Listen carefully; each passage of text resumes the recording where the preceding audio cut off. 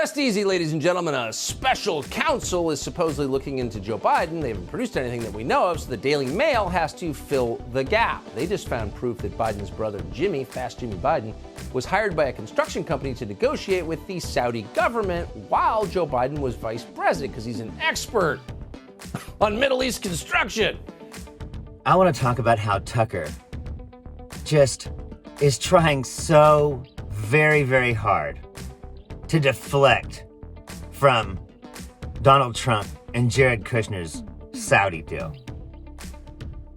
Kushner, who had cozy relations with Saudi Crown Prince Mohammed bin Salman and led the push for his father-in-law to prioritize a relationship with the Saudis, including making it the first foreign trip, received $2 billion from a fund chaired by the Crown Prince known as MBS. Nice work if you can get it. The ex-president also benefited from Saudi-backed tournaments at his golf course and a Saudi real estate company's agreement to build a Trump hotel in Oman. Seems like every day he's got a new story that's all the same bullshit about Joe Biden making some deal with China or making some deal with Saudi Arabia. Today's offering was particularly pathetic.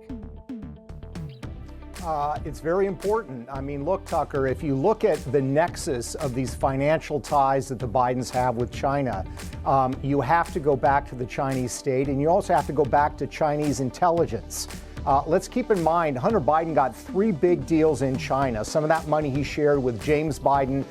Potentially it went to other family members. If you look at all 3 of the businessmen that made those deals happen, those ties are there. So apparently, according to Tucker, no one who's a member of the vice president's family should be negotiating with Saudi Arabia. I completely agree. In Kushner's funds from the Saudis, we know the former President Trump's has also received funds related to the Saudi golf tour. Senator Ron Wyden says these financial entanglements deserve investigation. Will you be investigating that as well? Look, we're investigating Joe Biden. Quote, reports you improperly traded on your government position while carrying out the Trump administration's foreign policy in the Middle East. Raskin this week asked Comer to co-sign the letter. Congressman Raskin joins me now to tell us Comer's response. Congressman, good to have you on. So what is the status of this inquiry in your House committee? Well, the inquiry began in June of last year where we demanded these documents from Jerad Kushner. We've had no substantial compliance. He's been, completely dodging our effort to get at the truth of it. We've been working on it for the last 8 months. Why is Tucker not concerned about the $2 billion that Saudi Arabia gave Jerad Kushner's new company? The first one was a guy named Che Feng. He helped set up Hunter Biden on that BHR private equity deal that netted Hunter perhaps $20 million based on estimates. And suddenly, Saudi Arabia had $2 billion in cash for him. Here, Jerad, you just sit on that. But now all of these new details are out. The $2 billion, the fact that he started his new company the day after the Trump administration ended. The second deal that was set up for Hunter Biden was a guy named Henry Zhao. Henry Zhao transferred $5 million into one of Hunter Biden's accounts. 99% of the money, as far as we can tell, comes from Saudi Arabia. The advisory board to the Saudi Sovereign Investment Fund said, don't do it. Don't put a dime in this. These people are untested. They just created their business. But Mohammed bin Salman overrode them and said, we're putting it in with Jerad Kushner. So the question for us is, what did Saudi Arabia get? Did it get protection for all the human rights abuses, for the war against Yemen, for the blockade against Qatar? Does anybody have any questions about that? Because I sure do. Investigate Biden's brother if you want. You'll find that those are solid dudes. They're not crooks. They don't have to be.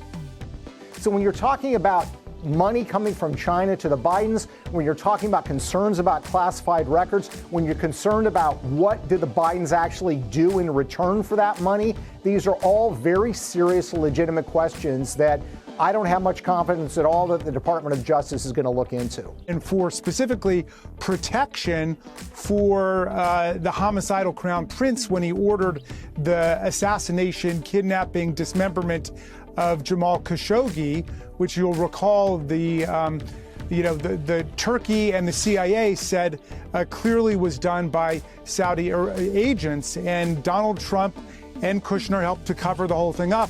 Trump bragged to Bob Woodward, we saved his ass. And meaning Ben when Salman. Pompeo went over to Saudi Arabia, he saved the crown prince. And when Pompeo went over there, he said, remind him that he owes us. Tell him that he owes us. So we want to know exactly what did Saudi Arabia get. But if you just take a gander at Jared Kushner, just like his daddy that Trump got out of prison, Jared Kushner is crooked as the day is long. We know that Jared Kushner got $2 billion out of it, a $25 million management fee every year, which is basically like an annuity on $1 billion. It just seems so obvious. I mean, these dots really do connect. And again, I have confidence in no one more than you in getting to the bottom of complex money-related stories. But is there any doubt that what looks like was going on was actually going on? Yeah, I mean, Tucker, you and I both went through the Cold War, at least the 1980s.